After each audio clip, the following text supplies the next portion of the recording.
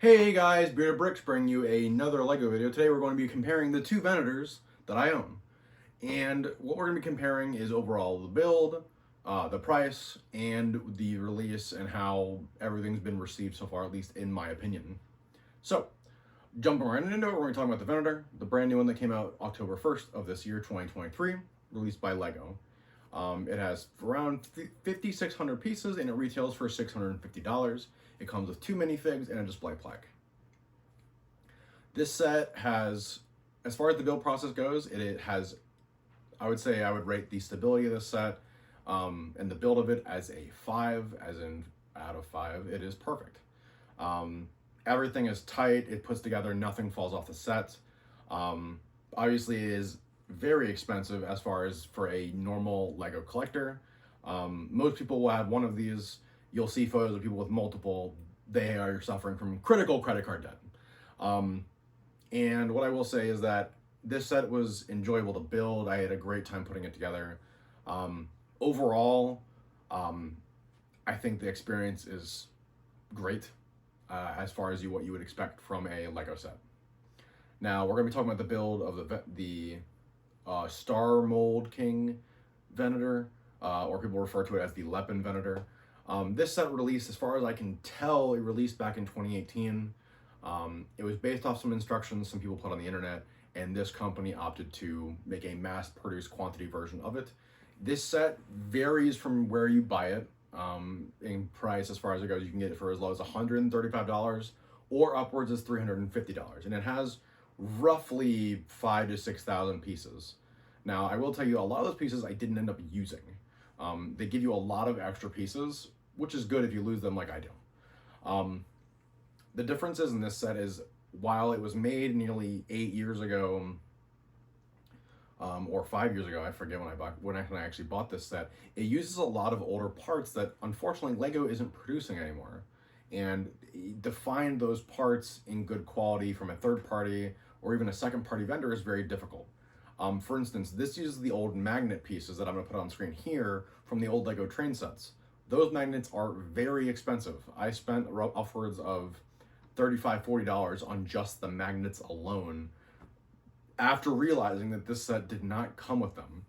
The reason why this set didn't is because, for context, it's very hard to ship magnets overseas. So that's why. Now, overall, the build of this set is very complicated. There are some things with this set that I found that I struggled with, and I like to consider myself as a decent LEGO builder. I can follow the instructions relatively well, but they definitely, instead of having a larger book, they definitely compressed pages to where it was, 30 pieces or 15 or 20 pieces any single step. It does give you a nice product. What you see is definitely what you get. It is a cool set. The engines are brick built piece by piece, and they are fragile, but they are good looking. They definitely do have the look. While as the LEGO engines are custom molded pieces, and overall it's just a more frictionless experience. I do like the brick built engines a little bit more, even if I had to rebuild them 4 or 5 times because I am a larger person and I bumped them. Continuing on with the differences between this set is there is a large gap in the front of this where like the moon door or like the landing area would be in the set, whereas in the LEGO version there is not a hole there. I think the hole in the Lepin one actually gives a experience for LEGO builders that we don't often get with a LEGO set, which is there's a lot of leftover pieces we could use. We get to fill that hole however we see fit, and I've seen dozens of designs from other people of how to make that U shape to fit that hole. There's plenty of people online that have bought this and have various experiences. I actually used a couple videos to build the Venator while I was constructing it. Overall, I do think the build of it is solid, even if it is more time consuming or tedious. But it definitely is something that is not for the faint of heart if you're looking for a more user-friendly experience. Now going into the figures for the sets, this set comes with Captain Rex and Commander Yularen of the Venator that we see various throughout the Clone Wars. This set actually came with 6 or 7 figures. It came with Palpatine in his red robe attire. It came with 2 Coruscant guards. It came with 2 clone pilots. So you definitely get a different set of figures. It's definitely interesting. It's more reminiscent to what we got back with the smaller Venator back in the early 2010s. But nonetheless, I think it's neat that they gave us that there are at least options with those. Even if even if it's for like a younger person, like someone you don't want to spend $650 for a gift, for context. Some other similarities or differences between the set is the bridges are actually different. I plan on recreating the bridge here on the Lepin one on the Lego one because I want mine to be an Imperial ship.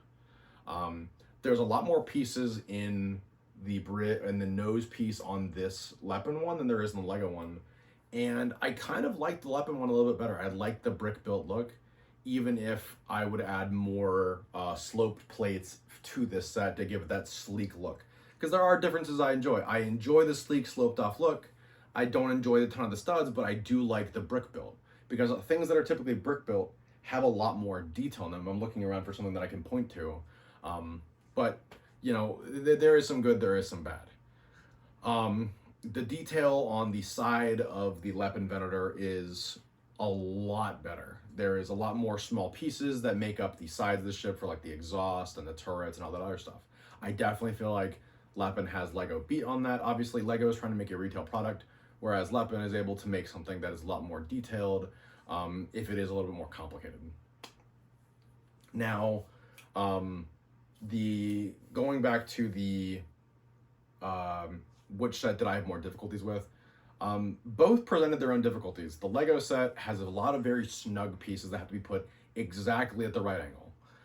Specifically, there's rubber pieces in the set that have to be bent a certain way to fit in the technicals, while as this set has a lot of pieces that overcomplicate the build. What else? As far as it goes for the sets, as far as reviewing both of them, I would say if you're looking for a cheaper experience and something a little bit more detailed, I would recommend getting the Lepin set, as it's only like $200, the fraction of the price of the new one, and you get somewhat of a similar product. And if you're looking for a more traditional Lego experience that is user friendly and is approachable, and you're not the best builder and you take more time to build stuff, I would definitely recommend the Lego one for $650. I understand that some people can feel one way or the other, so please, if you feel different in the comments, please let me know. Do you hate Lepin? Are you never going to buy it? Or is it something you're interested in? Ultimately, I feel like more people will buy the Lego experience just because that's what they're more used to. But there are a ton of custom mocks that you can buy from other users online on Bricklink, or Rebrickable, and a lot of them have those difficult building techniques that is in the Lepin one. And the only reason I know this is because I built other sets that you guys have seen me review here on this channel, like from Pixel Dan, and those sets ultimately have a lot more detail and they look better when you display them. It just may be harder to display them because they are so much larger. But let me know what you guys think. Do you guys think the Lego or Lepin one is better? Check out my unboxing video and my Venator review going up in a couple days, or came up a couple days ago. And as always, I've been Bearded Bricks, and I will see you guys in the next one.